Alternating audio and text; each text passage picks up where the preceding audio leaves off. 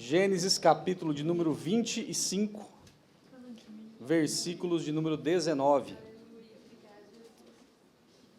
Glória a Deus. Vamos ouvir a palavra do Senhor essa noite. Tivemos duas apresentações hoje, né? Foi atípico, mas é uma bênção, né? Porque isso também é um sinal de que o Senhor tem abençoado as famílias, a igreja. Na Bíblia, o nascimento dos filhos é um sinal da bênção de Deus, né?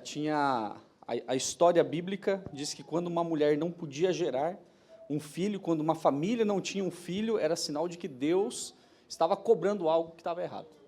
E aí eles oravam até que Deus abençoava e permitia que as mulheres gerassem e a família mantivesse a sua descendência.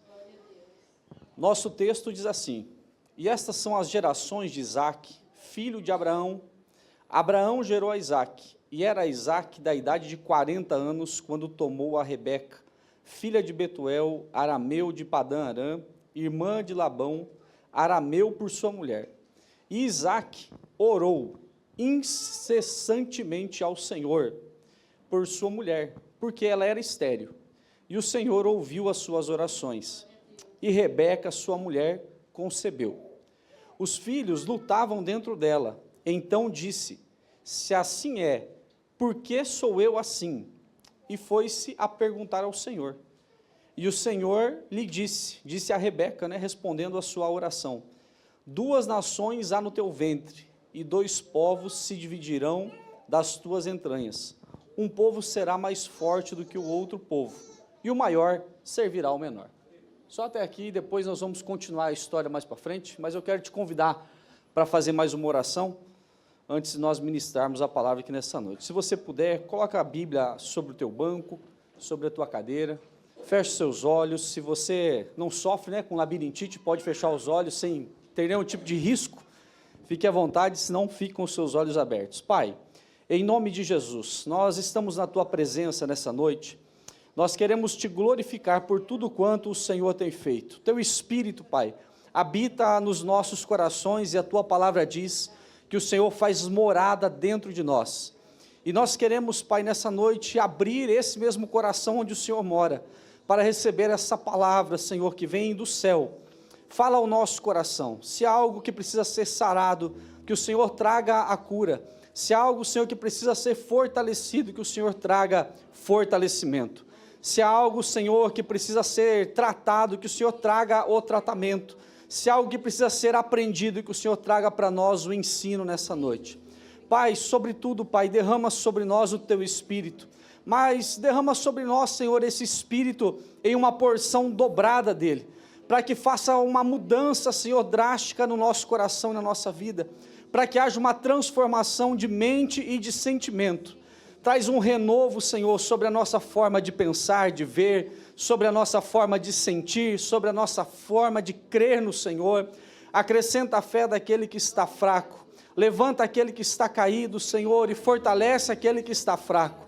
Se alguém há entre nós, Senhor, que está doente, seja sarado nessa noite.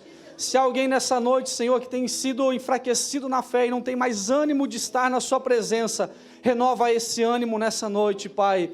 Traz sobre nós a alegria da tua salvação, e traz sobre nós, Senhor, a tua maravilhosa, gloriosa, a tua doce e perfumada presença.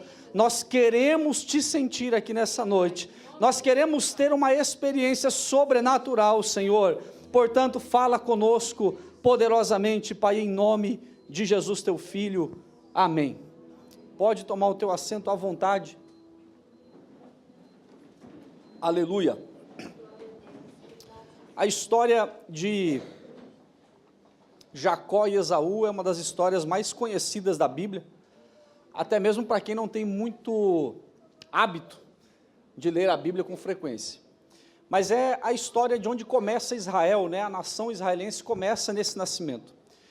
E é curioso porque a Bíblia talvez seja o primeiro relato expresso do nascimento de gêmeos. Jacó e Esaú eram gêmeos, estavam sendo gerados, e ainda no ventre eles lutavam entre si. E a Bíblia diz então que a mãe deles, a Rebeca, foi orar ao Senhor, perguntar o que é que estava acontecendo, porque os meninos não paravam quietos ainda no ventre. E quando ela ora ao Senhor, Deus responde a oração dela, dizendo, olha, há 2 nações do teu ventre, mas tem uma diferença, o maior aí, ele vai ter que servir o menor, nós vamos ter que contrariar a regra, eu tenho um plano, eu tenho um projeto, e nesse meu projeto o maior não se encaixa, mas o menor sim é quem vai me agradar, é quem vai ser aquele que vai levar a minha promessa adiante. Então a história diz que os meninos nascem, e o Jacó, o menor, ele nasce agarrado no calcanhar de Esaú, seu irmão. E quando as pessoas veem aquilo acontecer, as pessoas logo lhe dão um nome, Jacó. E isso, se você não sabe, significa ladrão, usurpador, né, aquele que quer roubar, porque eles entendiam que Jacó, quando ainda nascendo no ventre da mãe, quando ainda estava sendo ali, vindo à vida, ele estava já naquele momento, tentando roubar a primogenitura do seu irmão. Se você não sabe, na história, desde a antiguidade bíblica, existe uma promessa, existe um princípio, de que aquele filho, homem que nasce primeiro, se chama primogênito, e ele tem o direito de receber o dobro da herança dos outros filhos. Então se entende que Jacó estava querendo puxar Esaú de volta, para sair primeiro, para que ele tivesse direito ao dobro dos bens que o pai deixaria para eles no futuro. E aí eles lhe colocam esse nome, Jacó, Jacó o ladrão, Jacó o usurpador, Jacó aquele que quer roubar, aquele que quer tomar aquilo que não é seu. E então a história se alonga, e a Bíblia diz que eles crescem, Esaú se torna um grande caçador, um homem forte, robusto, e ele era agradável aos olhos de seu pai. Enquanto Jacó já era homem simples, e era agradável aos olhos de sua mãe, porque não era a mesma estatura, a mesma formosura, a mesma grandeza de seu irmão Esaú. E a história vai passando, os dias vão se alongando, e um belo dia, o Esaú sai para caçar e volta, e ele volta com fome. E quando ele chega na sua casa, Jacó está fazendo um guisado, está fazendo uma sopa, né, e ele oferece, então, para o seu irmão. E o seu irmão diz assim, olha, eu estou morrendo de fome, me dá um pouco desse guisado, porque eu preciso comer. E o Jacó, então, faz para ele uma proposta, que algumas pessoas acham que é uma proposta indecorosa. Ele diz assim, olha, eu te dou a sopa, se você prometer me vender a sua primogenitura. E o Esaú, automaticamente, ligeiramente, diz assim, olha, não me serve para nada essa primogenitura, fique com ela.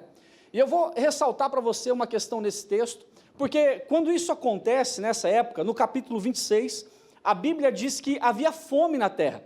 E isso significa que Isaac, o pai dos meninos, não tinha patrimônio ainda para deixar para eles. Então, quando você olha e fala assim, puxa vida, mas ele vendeu o dobro do que o pai tinha ao troco de um prato de sopa, é que o dobro de nada, meu irmão, é nada. Então ele saiu ganhando naquele momento. Ele ganhou uma comida, ele estava morrendo de fome e ele sai ganhando. O problema é que os anos vão passando. E a Bíblia diz que Isaac e a sua esposa e os seus filhos vão para uma outra terra que Deus tinha mostrado. E nessa outra terra, Deus prospera Isaac, porque Isaac planta uma semente, mas ele colhe 100. Ele planta um pedaço, ele tem um boi, mas aquele boi, aquele parzinho de boi, aquele casalzinho de boi e a vaquinha, eles geram muitos e muitos outros. Ele tem ali um casalzinho de ovelha, aquele casalzinho de ovelha geram muitos e muitos outros. E esse homem então se torna um homem próspero. E quando esse homem está à beira da morte, ele chama a Esaú, porque Esaú lhe era agradável aos olhos, diz assim, meu filho, eu estou quase morrendo. Vai e faz para mim um guisado, porque eu quero lhe abençoar, eu quero entregar para você a bênção que Deus me deu, a bênção que veio lá de Abraão, e eu quero transmitir essa bênção para você, porque eu quero que você seja muito próspero. Então vai lá, mata lá um animal, traz para mim, faz uma sopa, e eu vou te abençoar. E a Bíblia diz então que a Rebeca, lendo, ouvindo essa história, ouvindo o que estava acontecendo, ela chama a Jacó e diz assim, olha filho, o teu pai vai abençoar Esaú, vamos fazer o seguinte, eu vou fazer para ele um guisado, eu vou colar nos seus braços aí o que sobrar da lã do carneiro, e você vai lá e vai fazer de conta que é o teu irmão, e aí o teu pai vai te abençoar. E aí eles entram nessa trama, a situação toda acontece, o Jacó coloca lá a sua pele, né, porque ele era um homem liso, ele não tinha pelos, e Esaú já era um homem mais peludo, então eles colam na sua mão lá como a lã do carneiro, no seu pescoço, coloca as roupas de Esaú, e eles vão até o Isaac. e ele leva então a comida para Isaac. Isaac acha um pouco estranho, mas no final acaba acreditando, porque ele já estava cego, ele não conseguia enxergar, e ele abençoa então a Jacó. Ele entrega a bênção de Deus na vida de Jacó.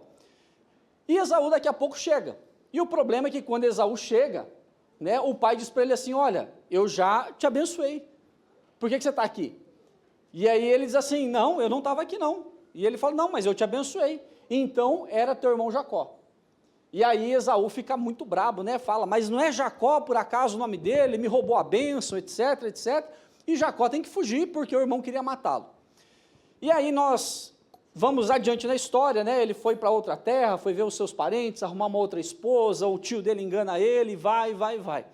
Mas existem algumas verdades nessa palavra, nessa pequena introdução que eu fiz, só para você entender. Existem algumas verdades bíblicas que eu quero compartilhar com você nessa noite.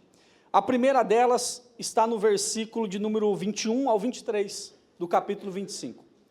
Veja que a Bíblia diz claramente que a Rebeca, ela era estéril, ela não podia gerar filhos. Mas a Bíblia diz que o seu esposo, Isaac, orou insistentemente ao Senhor. E quando ele ora insistentemente ao Senhor, a Bíblia diz que Deus o ouviu, e então Rebeca pôde gerar um filho. Na verdade, gerou dois, né? Veio uma porção dobrada, né? E só o Osmar ainda não teve dois, mas nós já profetizamos, né, pastor? Amém, glória a Deus, né? É isso aí. Mas a bênção é que a bênção veio dobrada, né? De tanto quanto ele orou ao Senhor, a bênção veio dobrada. E essa é a primeira verdade bíblica que eu quero trazer com vocês aqui nessa noite, eu quero compartilhar com a igreja. Se existe algo na nossa vida que nós precisamos fazer todos os dias, todo o tempo, é orar ao Senhor. Não existe como nós recebemos qualquer coisa de Deus, não existe como nós vivermos uma vida de relacionamento com Deus se nós não orarmos. Não existe relacionamento com alguém que você não converse. Não adianta nada eu chegar lá na casa do pastor Carlos, do nada ele não me conhece, nunca me viu, nunca conversou comigo, e eu chego lá e digo assim, olha, eu estou precisando de alguma coisa, você pode me ajudar, me arruma um emprego, me arruma uma solução para meus problemas, me empresta um dinheiro.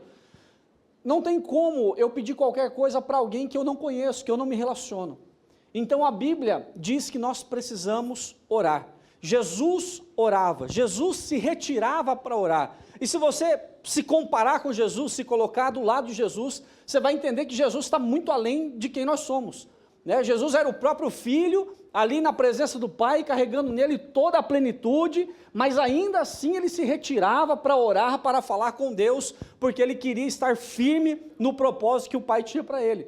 No momento de angústia, Jesus ia orar. No momento de felicidade, Jesus ia orar. No momento de tribulação, Jesus ia orar. No momento de prova, Jesus ia orar. Jesus estava sempre orando. E quando nós estamos sempre orando, não há nada na nossa vida que fique estéril. Eu vou repetir essa palavra. Quando nós estamos sempre em oração, não existe uma área da nossa vida que fique estéril. E se há algo na sua vida que está estéril, que você não vê frutos, você não vê a coisa andar para frente, você não vê o resultado, você não está colhendo os frutos daquilo que você gostaria de colher, eu vou te dar um conselho, que é o conselho do Isaac. Vai orar incessantemente ao Senhor, porque o Senhor começa a mover ao teu favor, o Senhor começa a abrir as portas, o Senhor começa a dar o resultado que você pretende, o Senhor começa a lhe abençoar. Se tem gente que está doente, comece a orar insistentemente ao Senhor, porque o Senhor promove a cura. Se existe alguma coisa na sua vida que não anda, comece a orar ao Senhor insistentemente, porque você vai ver uma mudança na sua vida, você vai ver que Deus vai começar a fazer grandes coisas ao teu favor. Quando eu olho a Bíblia em Mateus capítulo 7, versículos 7 a 8, eu vejo Jesus dizendo, não é Emerson dizendo, não é o pastor dizendo, não é ninguém mais dizendo, além do próprio Jesus Cristo. E ele diz assim, pedi e dar-se-vos-á, buscai e encontrareis, batei e abri-se-vos-á, porque aquele que pede, ele recebe, e o que busca, encontra, e ao que bate, se abre.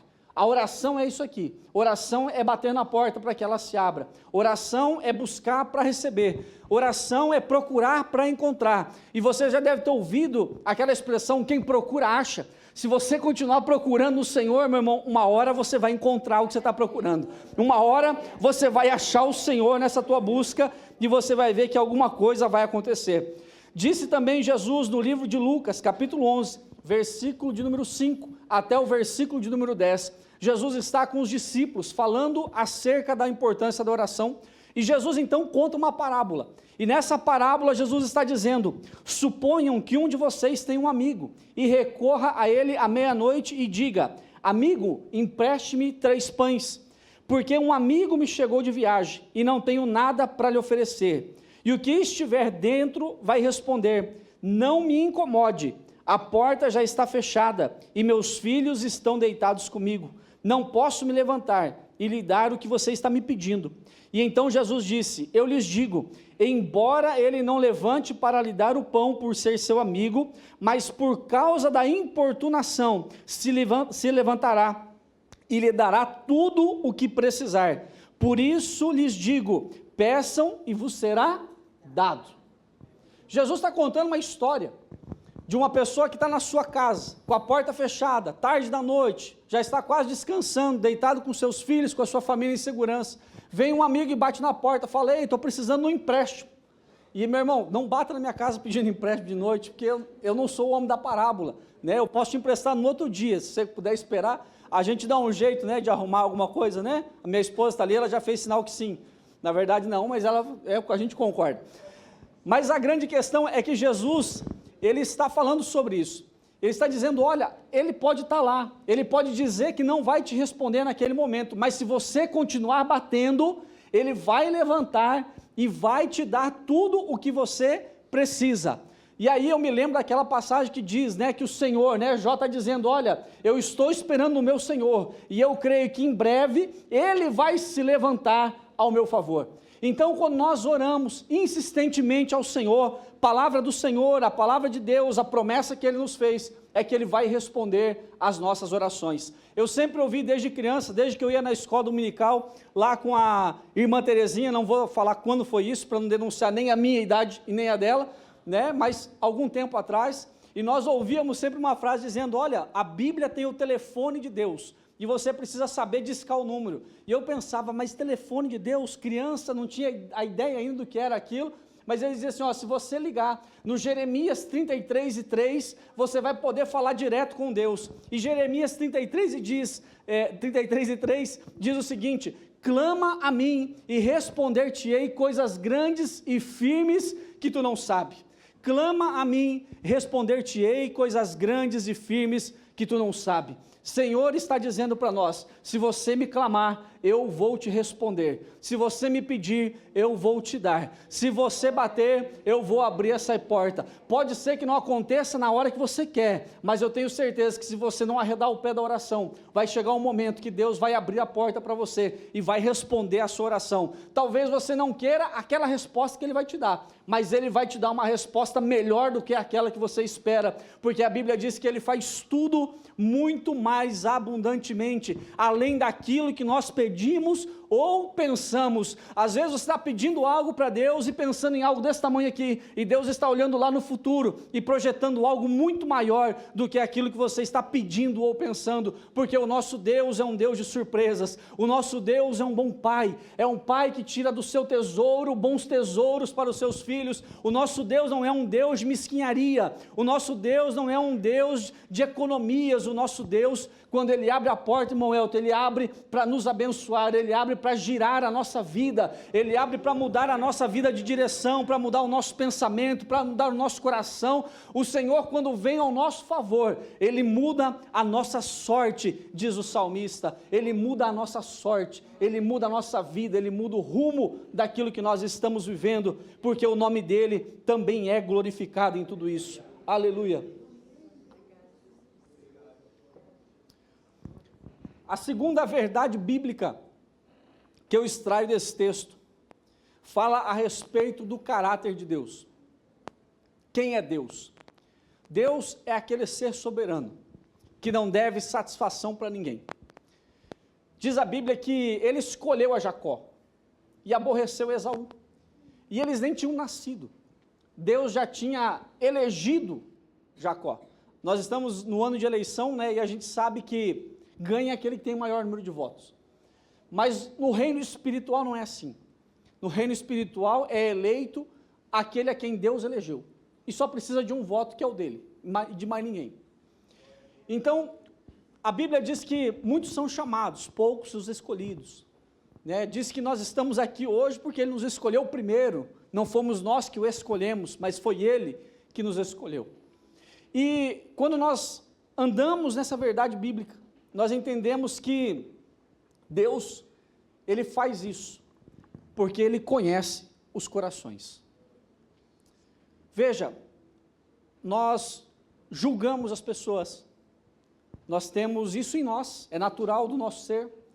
Quando nós olhamos para alguém, vemos talvez a roupa, ou o carro que a pessoa anda, a casa que ela mora, com quem ela anda, e a gente já cria uma ideia, uma referência de quem aquela pessoa pode ser. E, segundo a história, Jacó era um homem não confiável. Jacó não era o homem eleito para carregar a promessa de Deus. Não combinava com a aparência dele. Não combinava com a imagem dele, com a característica que ele tinha. Um homem simples. Não tinha grande força física, grande vigor. Mas nós andamos pela Bíblia e nós vamos ver que Deus nunca escolheu alguém por causa da sua aparência. Quando nós olhamos o texto de 1 Samuel, capítulo 16, versículo 7, nós encontramos o profeta Samuel ouvindo a voz de Deus, indo até a casa de Davi. E quando ele chega lá, diz a Bíblia, que todos os irmãos de Davi são passados diante do profeta para serem ungidos rei. E o próprio profeta fica olhando, né? E ele diz assim, esse aqui tem cara de rei. Grande, forte, robusto, bonito, é rei. E Deus diz assim, não, não é esse aí não. Aí ele manda o próximo, passa o próximo. Esse também é forte, esse também é alto, esse também é bonito, esse tem cara de rei.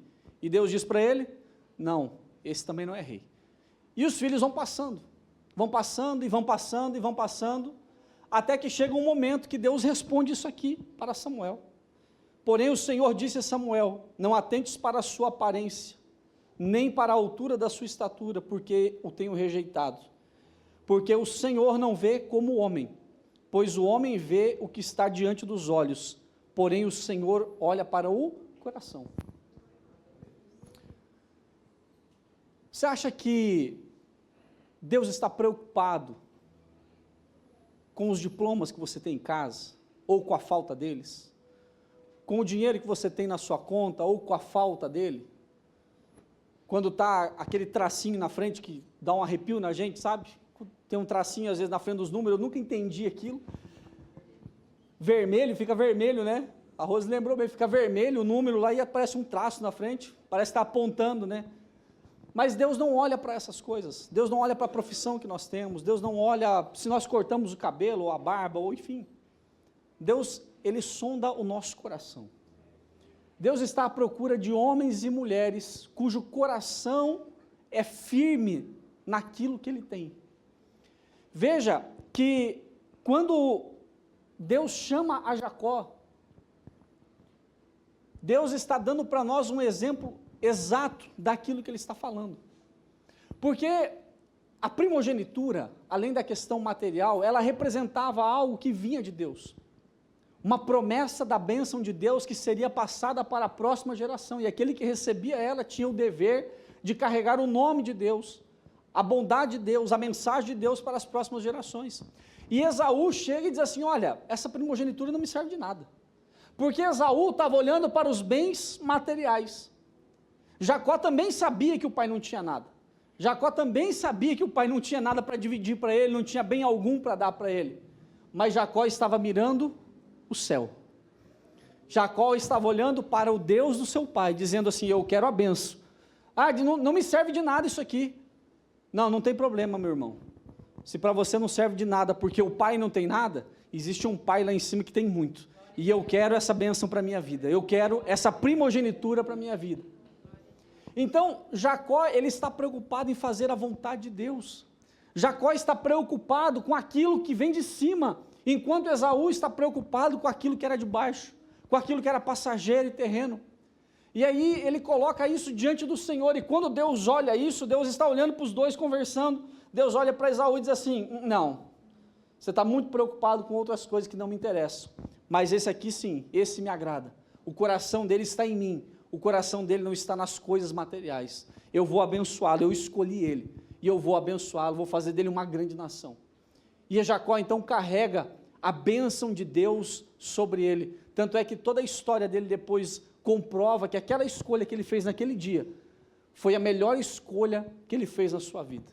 Talvez você tenha a oportunidade hoje de fazer a melhor escolha da sua vida, que é escolher estar na presença de Deus, que é escolher servir a Deus, que é escolher conhecer esse Deus, e orar para que Ele cuide de você, para que Ele te abençoe, para que Ele guie os seus passos, assim como Ele guiou os passos de Jacó, por toda a história dele. Você vê que chega um momento na vida de Jacó que ele está fugindo, e ele está no deserto, e não sei se você já esteve no deserto, principalmente há 2000 anos atrás, talvez você nunca esteve lá, mas lá não tinha um poste de luz, não tinha uma energia, era o breu, no meio do nada. Esse cara chega lá no meio do nada, ele puxa uma pedra, ele deita em cima dela e ele dorme já, em cima de uma pedra, no meio do deserto, no meio do nada, no escuro. E quando ele dorme na paz, na tranquilidade, a Bíblia diz que ele sonha, e no sonho ele vê uma escada que vinha dos céus até a terra, e ele viu os anjos de Deus subindo e descendo. Hoje a gente tem cama, tem colchão, tem um travesseiro, tem uma cobertinha para o frio, e tem gente que não consegue dormir à noite. Às vezes tem uma vida financeira estabilizada, às vezes não tem. Às vezes não dorme por causa da preocupação de não ter, e às vezes não dorme pela preocupação de perder o que tem. Quantas pessoas que não conseguem, que precisam de um medicamento para dormir, precisam de alguma coisa para poder dormir, porque não tem a paz de Deus no seu coração. Jacó tinha a convicção da promessa na sua vida, ele tinha a paz de Deus dentro do seu coração, o seu coração era voltado para o Senhor, e aí quando o nosso coração é voltado para o Senhor, irmão, até a pedra lá no deserto vira um travesseiro, para você puxar, dormir um sono, e não só isso, e ainda sonhar com as coisas que são de cima, sonhar com aquilo que vem de Deus. Quando nós temos paz no nosso Deus, quando nós estamos voltados para Deus, Deus está voltado para nós, e nós temos a garantia, nós temos a tranquilidade e a paz de poder viver com a presença dEle na nossa vida. Não há ouro, não há prata, não há nada que possa trazer isso para nós, a não ser a presença do Senhor dentro do nosso coração. Aleluia.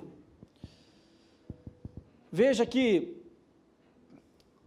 nós vivemos essa vida olhando as aparências. O Esaú era agradável aos olhos do pai, Jacó era agradável aos olhos da mãe,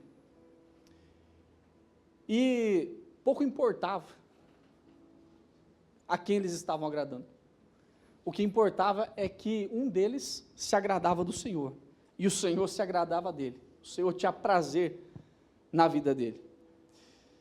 E é curioso porque a Bíblia falando sobre aparência, né, e eu vou dizer que Deus, Ele não olha para a nossa aparência, mas Deus nos dá conselhos a respeito da nossa aparência. Se você pegar a Bíblia em Colossenses capítulo 2, versículo 20 ao 23, está escrito assim: se morreres com Cristo, quando aos rudimentos do mundo, por que vos sujeitais ainda às ordenanças, como se vivesseis no mundo? Tais como, não toque, não prove, não manuseie, as quais todas hão de perecer pelo uso, segundo os preceitos e doutrinas dos homens, as quais têm, na verdade, alguma aparência de sabedoria, de culto voluntário, de humildade fingida e severidade para com o corpo, mas não tem valor algum no combate contra a satisfação da carne. Vou traduzir todo esse versículo. Ele está dizendo o seguinte: muitas vezes a gente está tão focado naquilo que é externo, na nossa aparência, às vezes no modo de vestir, no modo de andar, Às vezes nós estamos tão preocupados com o que as outras pessoas vão pensar. Será que quando alguém me vê com essa roupa, ela vai achar que eu sou um crente? Será que quando ela me vê com a barba do jeito que eu estou aqui, a pessoa vai achar que eu sou crente? Esses dias eu fiquei chateado, porque a gente foi num evento, eu e meu irmão Robertson, e tinha um pastor lá no evento, e esse pastor chegou, olhou para ele assim, você tem uma cara de crente? E eu estava do lado, pensei comigo, falei, e eu não tenho? Mas não fiquei chateado de verdade, né? Estou brincando, é só uma ilustração. Mas a grande questão é que muitas pessoas se esforçam para parecer crentes. Às vezes a pessoa ministra o curso, às vezes a pessoa canta, às vezes a pessoa prega, às vezes a pessoa lê a palavra, às vezes até prega bonito, às vezes até canta bonito, às vezes até fala bonito, até fala de Jesus bonito. E às vezes a gente até fica encantado com isso, fica olhando, fica assim, né? Parece que Deus está falando mesmo com a gente. Mas as pessoas se esforçam para parecer que são tementes a Deus. E Deus está olhando para isso e dizendo assim, eu não me agrado disso. Para com isso, para com esse esforço. Isso aí não resolve nada. Senhor, mas eu vou me esforçar aqui porque eu quero parecer mais humilde. Não pareça humilde. Deixa o Senhor trabalhar o seu coração para você ser. Não pareça um crente. Deixa Deus trabalhar o seu coração para que você seja. Né? E às vezes a pessoa vai dizer assim, mas é só ser crente? É ser crente. Porque Jesus disse para Tomé, é ser crente. Então é para todos nós sermos crentes, crentes em Deus. Mas a grande questão é que às vezes nós nos desgastamos tanto para ter uma aparência. Penso que Esaú ostentava aquela aparência diante de seu pai, e aquilo enchia os olhos de seu pai, mas não enchia o coração de Deus, não enchia os olhos de Deus, e por causa disso, ele acabou sendo rejeitado pelo Senhor. Existe também uma outra passagem que Paulo escreveu aos Gálatas, dizendo, todos os que querem mostrar boa aparência na carne, esses vos obrigam a circuncidar-vos somente para não serem perseguidos por causa da cruz de Cristo. E aqui é a mesma coisa. As pessoas estavam obrigando os novos cristãos à circuncisão dos judeus, para não ser perseguido por causa de Cristo.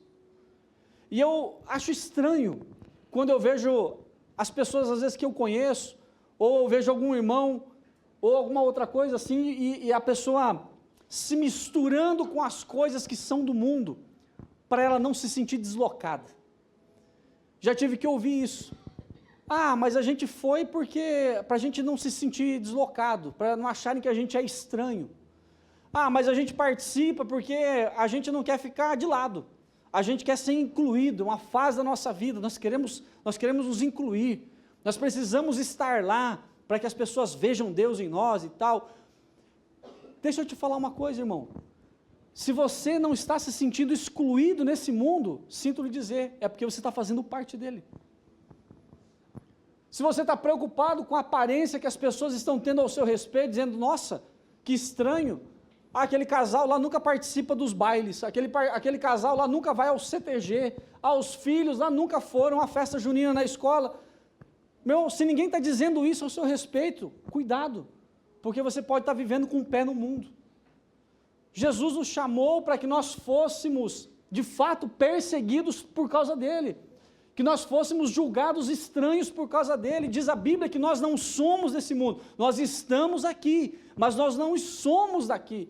Ele nos chamou para um outro mundo, para um outro lugar, para uma nova vida, e nós precisamos viver uma novidade de vida, porque a minha Bíblia diz que não existe comunhão entre luz e trevas. Uma mesma fonte, ela não pode jorrar água doce e água amarga ao mesmo tempo. Ou você serve a Deus, ou você não serve. Como diz Elias ao povo de Israel, até quando cocheareis entre dois pensamentos? Se Deus é Deus, serve Ele. Mas se Baal é Deus, vai lá servir Ele de uma vez. A Bíblia diz lá em Apocalipse, que ou nós somos frio, ou nós somos quente. Porque se nós formos mornos, Deus vai nos vomitar da sua boca. Não sou eu que estou dizendo, irmão, é palavra de Deus. É palavra de Deus. Desculpa, talvez você pode achar ruim, eu vou dizer para você, vai orar e reclama com Ele, para Ele mudar a palavra. Porque está na palavra, não estou falando nada aqui que vem de mim. Veja, eu estou dizendo isso porque Jacó e Esaú moravam na terra de Harã. Na terra de Harã existia uma lei, aonde o filho mais velho podia vender a primogenitura para o filho mais novo. Havia um negócio entre eles. Olha, você quer me comprar, quer me vender? Eu vendo, você compra, está tudo certo. O problema é que, embora aquilo fosse permitido naquele lugar, naquele momento, diante de Deus, aquilo não era permitido. Diante de Deus, aquilo não era bem visto.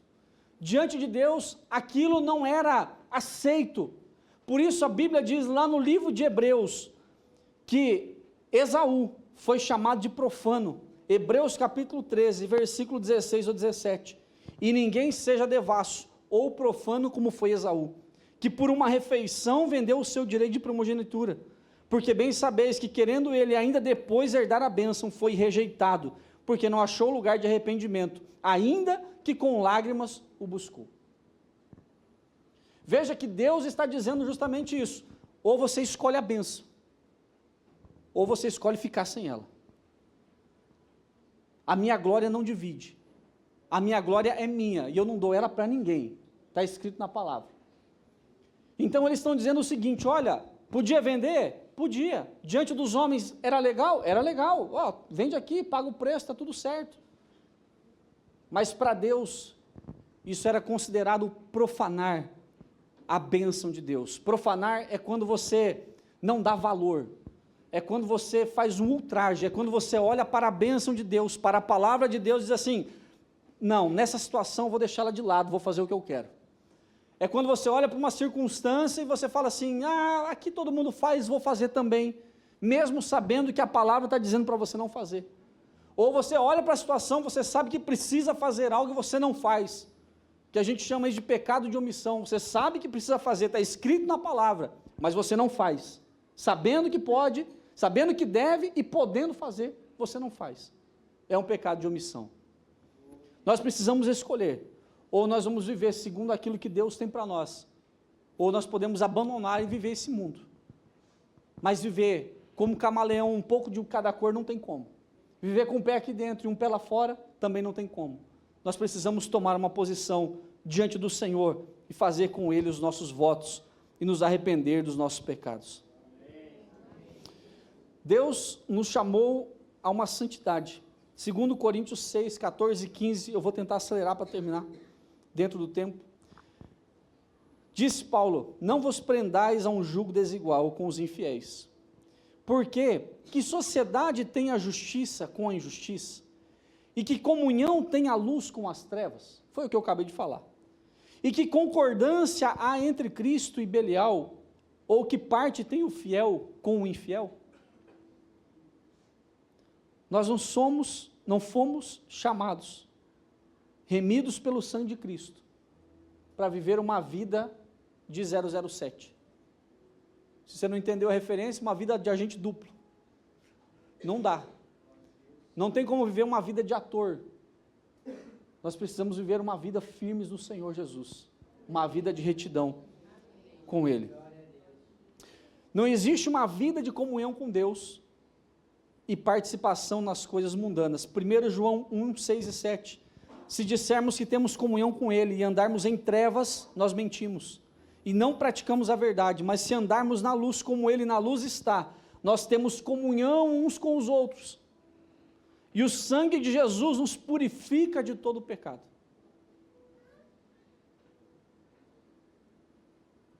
Se você se sente parte desse corpo, se você se sente parte dessa família que está aqui, eu tenho uma certeza para te comunicar nessa noite. Você certamente é alguém que tem andado em comunhão com o Senhor, porque não tem como você ter comunhão com esse corpo que está aqui hoje, se você não ter comunhão com a cabeça dele, que é Cristo. 2 Timóteo 2,19 diz assim: todavia o fundamento de Deus fica firme, tendo este selo: o Senhor conhece os que são seus, e qualquer que profere o nome de Cristo, aparte-se da iniquidade. Jesus nos chamou à santidade. Viver uma vida em santidade é viver uma vida apartada do pecado, separado. Quem é santificado está separado do pecado. Tem gente que às vezes pergunta, né, meu irmão, como é que eu me santifico? Fala, irmão, se afastando do pecado, se separando do pecado. Existe algum pecado que você pratica rotineiramente? Existe. Então, se aparta dele, que você está começando uma vida de santificação. Não tem segredo, a palavra às vezes é bonita, aparece de várias formas na Bíblia, mas em resumo é isso. Quando você se afasta do pecado, você está vivendo uma vida em santificação. E a última lição, para nós encerrarmos, a última verdade bíblica que eu trago nessa palavra. Versículo 16, do capítulo 26, até o 22, e eu vou ler para nós encerrarmos.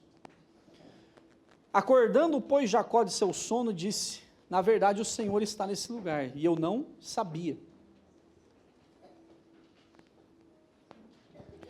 E ele temeu e disse: quão terrível é este lugar! Este não é outro lugar senão a casa de Deus, e esta é a porta dos céus. Então levantou-se Jacó pela manhã de madrugada, tomou a pedra que ele tinha posto como seu travesseiro, e colocou por coluna, e derramou nela o azeite, e chamou o nome daquele lugar Betel. O nome, porém, daquela cidade antes era Luz. E ali Jacó fez um voto, dizendo: se Deus for comigo, me guardar nessa viagem que faço, e me der pão para comer e vestes para vestir, e eu tornar em paz a casa de meu pai, o Senhor será o meu Deus. E esta pedra que tenho posto por coluna será a casa de Deus, e de tudo quanto me deres, certamente eu darei o dízimo.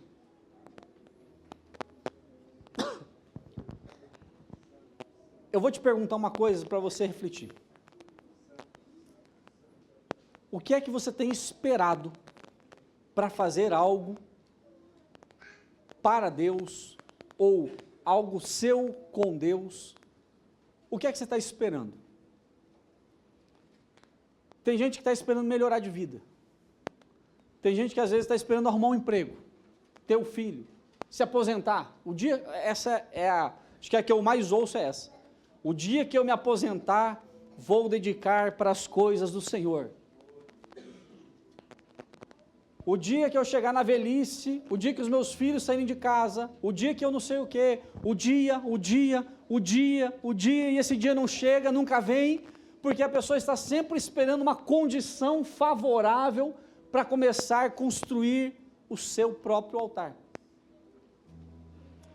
E o Jacó pegou a pedra que ele dormiu em cima, botou no chão, derramou um azeite, fez aquele lugar um altar para ele, e ali ele já começou orando a Deus, falou: Deus, eu não tenho dinheiro, eu não tenho, o meu irmão quer me matar, não tenho filhos, não tenho nem para onde ir, mas eu quero dizer para o Senhor que eu estou colocando essa pedra aqui para eu lembrar que um dia eu fiz um voto para o Senhor, que se o Senhor me permitir ir, voltar, ser abençoado, não me deixar faltar a comida e nem a veste, o Senhor será o meu Deus. Eu te convido a ficar em pé.